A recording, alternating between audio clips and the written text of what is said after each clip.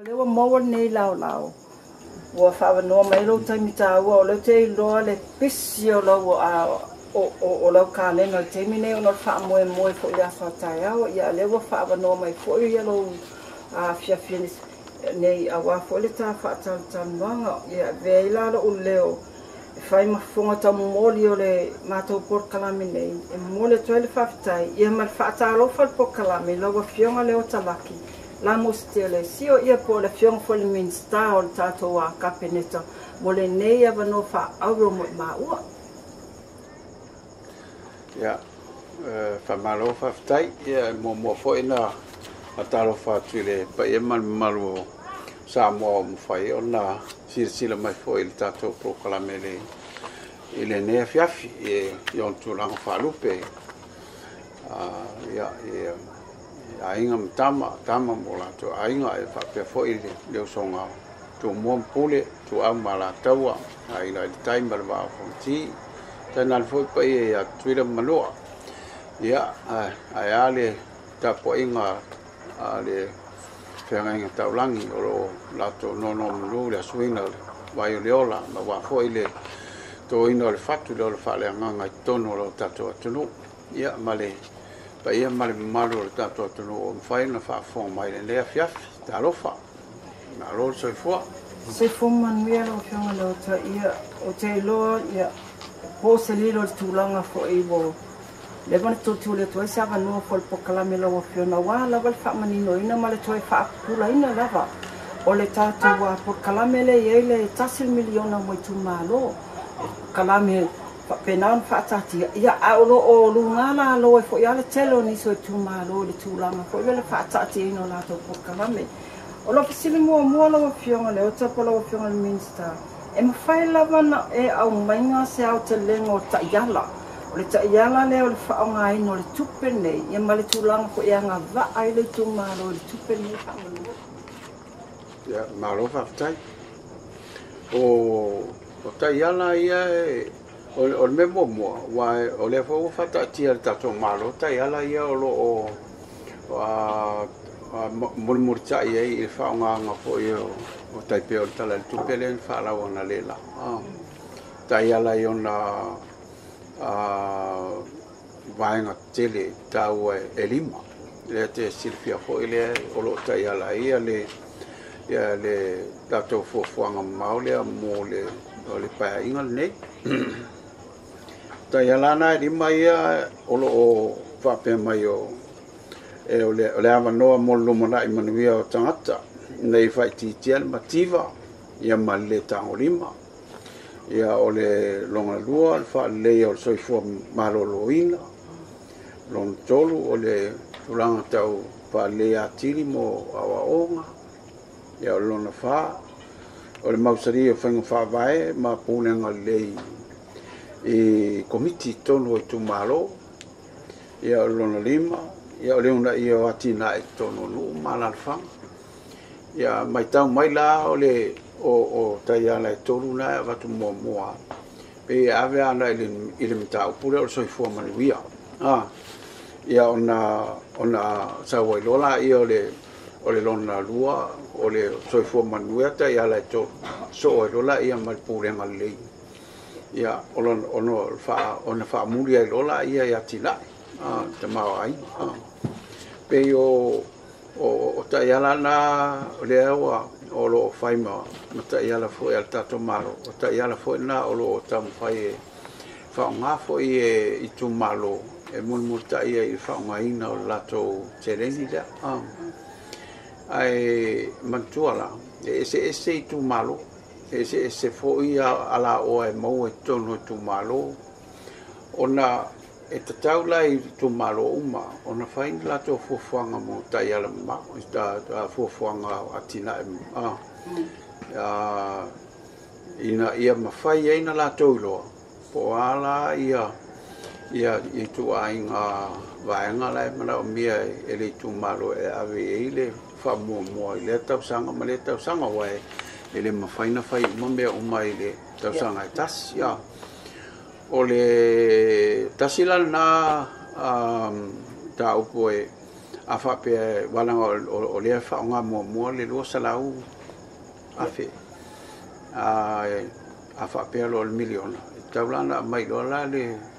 ia le tai ala mo fo nga ma le tau fa palang fa le district development plans fa manino mai e na fo il malo o atonu mana o nga le tu malo la ia pe o le se o family ina la tulanga le yo taia la so ta'atia la le taia la inungo le faitalia ale tumalo pe folo la vel mele wa batu I le malo ta'atia no mana o nga le tumalo pa wan me la wa batu ba nga ta wa ia tanga ai ia no fai ala ia la to fofanga va pe o te sa mo mato anga I per so fo manuia ina ia fa le ia to langa foi o le so manga o lo ia tanga ia fa pena la ia ona fa solo atuala ia o nisi fo ia tu malo ia fa ana pe fa ile va anga le ma se si va anga e fo la va la to malo si ma tu langa le fa so ai la to se le ti ia va Patai la Afioga o le so fareila le so tona eliana ele sa uninga first full value to malo le o mai ona saini la to wa alu tai go sela wafe fasile la Afioga o le ale tu langa o Talamua fa maunga posta iala fa maunga o le toi report ya tu malo I la to account ia wa mai tu pe wa la to mo me Patai mo fasile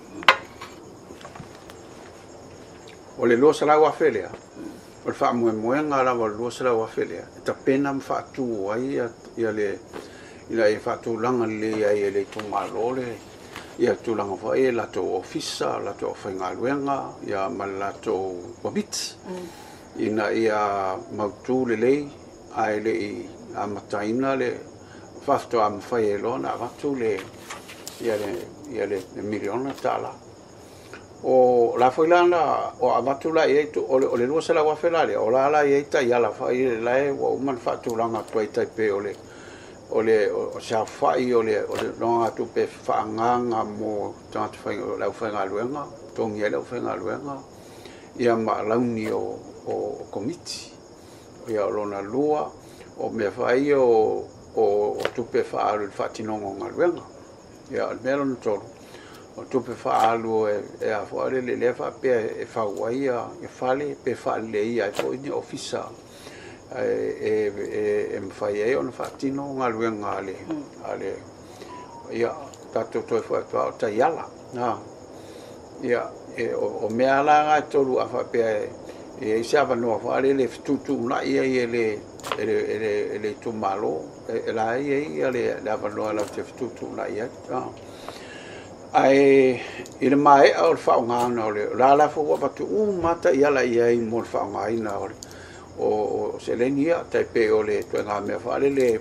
pe ia o fa tino nga le nga malo a o le fa ia la malo ale o fa ia ele tu malo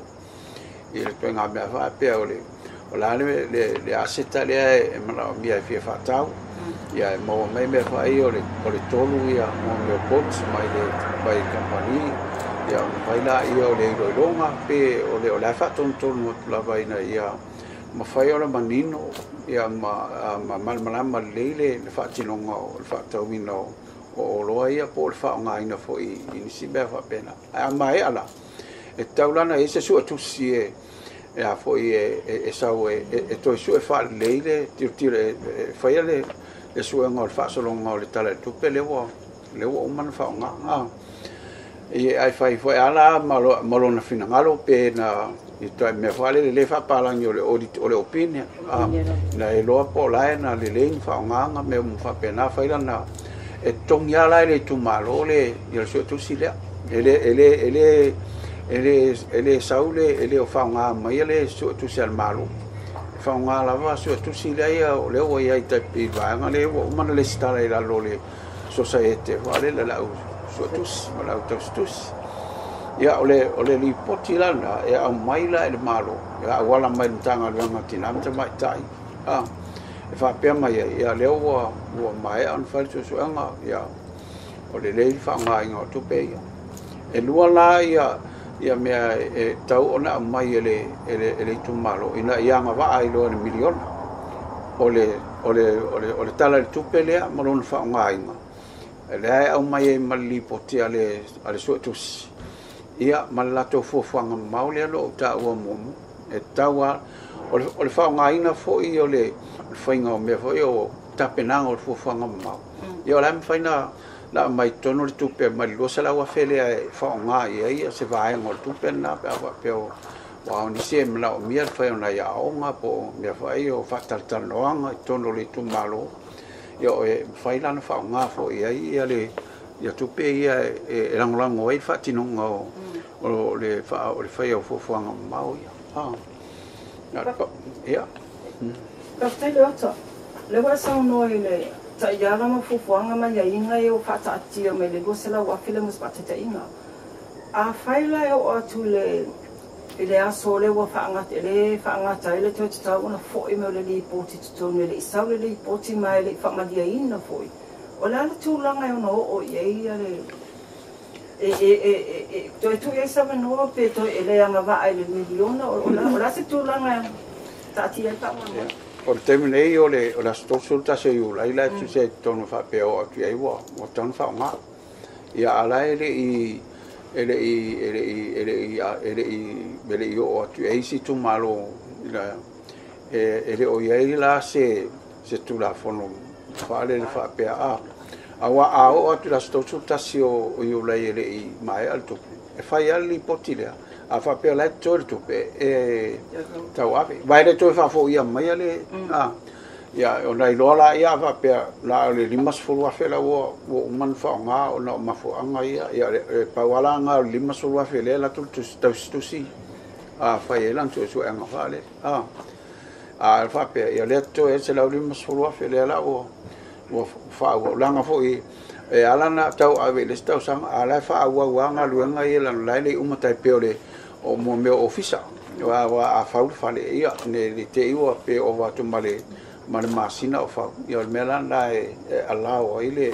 tu amanoa ia se vang la mo me o Itumalo fa ia la fa mai o ki ka ile fa nga ina o tu pe e tam fa ia la tau tiro so ia po le ale ia se mafuanga vale ia se longa o mo to ale ang tele ale tu langa le ale o ia ole o nga luenga fo lan na le antanga luenga male na ia tau to e o tu to tiro le po la se tu langa o ia ona fatu am fa ia lola ia ona angava ile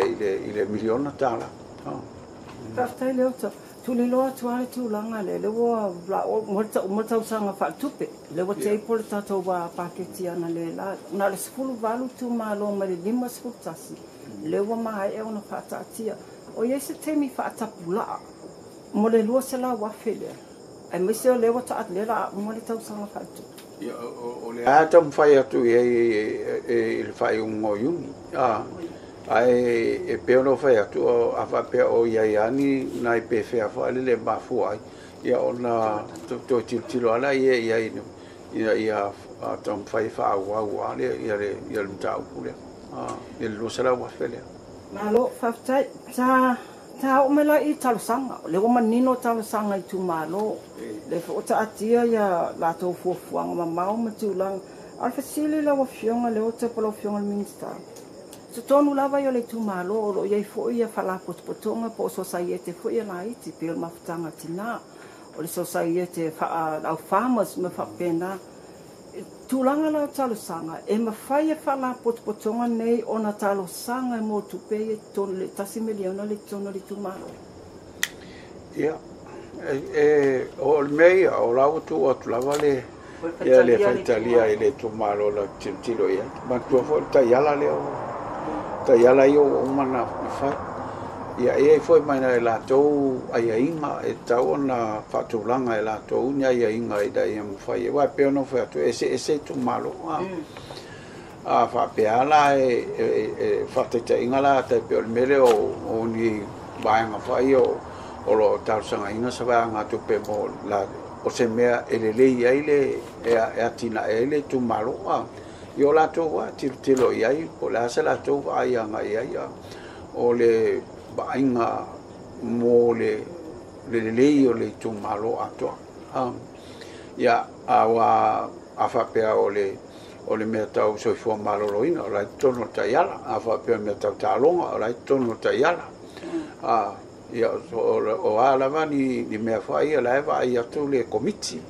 ia ngā mo le Itumalo ia o e whai anfa tino o lunga o lato tilo ma lato awhilwhilinga Malo whaktai e la tasili whamon mole to e lua tasili whamon mole e fasili le to o soma i le valia o le tūlanga le iei ni so Itumalo e le o lawa sauni le Itumalo o iei komiti ma tūlanga whapena ia pe o le te e ia le whaipule for example whaipule le HRPP o le whatete inga le leia tu lofo i le Itumalo ta ufuole suafa o whale ata tolu o le wa yele tatianga le al komiti ia pe o le te e ia le whaipule o le ana le tūlanga e o iei wa le wa nau le Itumalo whaatino le pokalame ia o le tasio a ia inga le tono o le vaenga le e te tau lawan tai fono ia le sui whaipule ia le pe o le o amana ia le sui whaipule ia le mana onga fo le Itumalo o le asa tūlanga e o iei le vaenga whaamanua Yo tatantun ola e la vanua e mawhai ai ona watu sa varia le Itumalo ilona au te lenga whapeo o la wa iai uma finangalo le Itumalo i le mele e a watu ai le lato tarsanga whare le ono o tūlanga la le o la whatu e se le i le whaipule ia o la au maila ai o se a whalelo se tali ai al malo e tu sai ma le fuko inga whawhita uri whapea wai e le mawhaina na whai e pea le ia le te ele ala e whataritali le Itumalo po le ale tūlanga tauna ia o le awanoa whale le tau ana a watu la le tarsanga o la wa watu wa iai uma finangalo o le Itumalo i tonu o le tarsanga le So ele avea le te o le whaipule ta o whila tina e o le Itumalo sa o le o te loa e le tau ona o le mau fo ia tato malo ina e whasafua le ia le whaamanuianga ma ia le mele o le avanoa ia whasafua manoa i tangata po ai atu anga tangata e tau na maua tangata avanoa i e le tau pule e le whaftai toa tase ala ofisili ta o mero le tūpā le o Tinā le tūpā vai lo Tinā le lato tūpā malos ia tūpā malos ia to lenga we fai me tūpā malos le tūlanga le lato role for it tonu o le komiti o le mai tau atu i le tau Itumalo o le fili mai tau pitonu e lima o e sau le lima Tamaita'i tūlanga whapena pe le lai pāle ni e le gender equality tūlanga a le role ai o Tamaita'i o Tinā te tonu o le whatinona o le ase ma mawhau ave a le hafo se whatutuanga ave whamu ia le lau a wakpea lau whataitai i le mātou Itumalo o le iai o Tamaita'i tonu o le komiti ia wa o le mea na lea whasafua fo i Itumalo uma ia na te silfia fo e se fo silsila tila ia i mo meo whainga tonu mea mwhapena e ala ngona wale le ato le e tapenango se mea ia o le si mea oa peo lato wae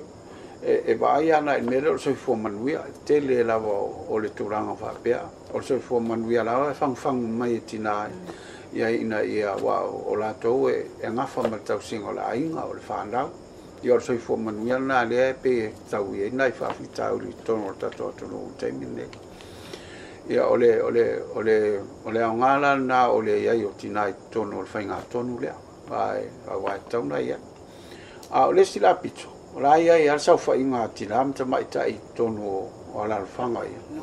le foi la i le mātou i Itumalo ia o la tau mwhai mai foi la ina ia faise la to pe lango anga ia tono o le komiti fatonu le ia tūlanga la le tau mea o te peo se fo malo ina o a peo le komiti tuma ia o le whaalkomiti la lea e tofu le nuu ma le whaalkomiti. Ia o le naulau ta inga le ngā lue whātasi la le ia le council, ia le komiti le Itumalo, ma le komiti Tumā. Au afo e whaasoa i e whaatinonga o ngā lue, ngana ia la o masani e lato. O lona winga o se tasi lea o mo whai o la i tono le Itumalo e tatau a o na tau mawhai e whaonga. Ina awa e alu al fo ia o tele ngā lue ngā le al komiti o le mwhaintau awe. O le mea hola na e tam tilo ai i le vaenga lea, te pe uma fo i atu pulang tarabo. Awa whapea fo i whapea nao na whau fo ia se vaenga whale le lau te vaia i atu pulang tarabo. O ia ona whaalangolango la i ngā lue whatasi i le whatinonga o polo kalame a wā ia vaenga i o le Itumalo i le turanga lea i le soifua manuia. Tai talitonu lau Afioga le oto na pau i o vaenga sa Afioga mawai se tātou whelua inga o tūlanga ia pe o le alawa i le o malamalama i le tele o le atunu. Mane fu i lava la ngā mai o nātou whina ngā te ele i kalame nei o 1miliona po atina au Itumalo. Ai o le avanua nei lau Afioga pea whai o iei se si vaenga po se simta o po e fia saunua iei. Pa ufo i le maa ua pitola au. Yo la vanua ne mfaya na eto sa no mai fa mo mo po se me wangalo se me tatau na fa ai le atunu le ai o te telefon lava o vai e fole ia le foi ta fai o alu ngai ai o le me ai fatau ina fa le o le tam fai o ngai i to tonu le ngata i komiti a le fai ngaluenga ia whapena foi ma nu malalfa ina ia lato malama le lava i le afa le tulanga le wa fa tulanga mai ia le whainga o prokalami o mea ia e tā ua tere tau foi ona tamu whai e manatua e Itumalo i le whatinonga o lato tiute o le mea leo o le whaparang fore le accountability ina ia manino malmalama ia le whaatinonga mea o lui tau ia e o tamaitau atu o le mea whaalele o le conflict of interest whaere feelinga ia o whiri atu ai maro ai ngai tonu i ia po a uo tangata ina langolangoa oe o whawhitaurina lea o lea tau o te mata i tuhi ngā tunga ia pol whapea mai foi e whaini mea lea i lumol matou whale ranga e siri atu lo tilo e o lui tauna o le accountability na le manino malama lea ina ia tau mawhai ia Itumalo ia ai maise fo ia ai whai pule ina ia alo e sea ma mea ia o le lona lua ta tau ona tau lia o matangata umai tonu ai wa ia i mato ofisa la ia nei o la i umana fai tauna fai se ram fale le e alu lunga awa ia i lato mana onga tunga o mana onga tumau e o fo i fale ui me fa pena tonu ofisa ina ia inclusive le tau lia e o fo i feeling o ani fainga tofi po a onga ina ia tam fai ala e a fo le ia i tangata ia pe o tasi fo la mea le tu la i mai fo i fa fita ulia o no feeling committee me fa pena ia o la wa pe wa matana ule wale taulia inisi o la to ia mo tangata fai e fa te inga tangata ri palota ia fa pero fa tu la ia ia se me va le tau antam fai le mele ole ia fia o matangata ba ola te mie e fai e por kalam ia te o ti la tu fa pe la ia fa pe ia le ai oi ia e tau antam fai e alo ese ia mafau matulanga ia o le mea lonto o le whainga wha leo li poti awa tati e al malo ata tau an malama le Itumalo po fer mele an faalu ia me wala wa vatu fatutuanga malo ia ile Itumalo e lau te fai ai le ia mta upule avela ia fatutuanga le Itumalo i le komiti ma le au fai ngaluanga ia o ila tau ana tam fai ai fai ma Faamalamalama i le Itumalo le tulanga o lo fa nga ia vaenga o le fuafuanga pen faafeanga ave le tupele i le sivaenga lea a faafeanga ave ia seleni le i o mea umai e le tau faaliloliloa aua foi o matua o tupe ia la avatu el malo tatu atonu o ato e vatu faalo ina tau foi na faalau iloa le itonu le Itumalo ia le faaungaina o tupe ia ele ngata i le fuafuaina o le faaungaina ia tau au na manino le ia o le telefo ia la me tonu o whenga tau foi na ia me fale leo a whapea ua ia se fe se ainga ia se process te fai ia fe se ainga lia le mele le tau o le dispute resolution ina ia ua le i whapea le ai o le mea le matwhatu e fai lo ia te tulo fo ua le ina ia ese ia le pulenga le council ia ma pulenga no ia masani foi sinu masani fa pena le ai o ia e manino fa le ia me umai o lo ala o mtulang fa pena tauna ia i lo tilo ia o i fo me ia lima ia lo ta uatua e tauna kwa ia nga ia ia o oma o fo i le faalongo i tangata ma le me faale ma le lato anga i fanua masana ia o le tele la o me fa pe mai yo le me anan sa voi ya sola le ele tavile me faito sui a sesi le aila e tau na sui ona o le awa o tato tamu fai e si tia i lunga i le si la sanga ia le Atinae ma o tato nu tato Itumalo ia pe se fa pulanga na i la sunga fo ile i maltato newspaper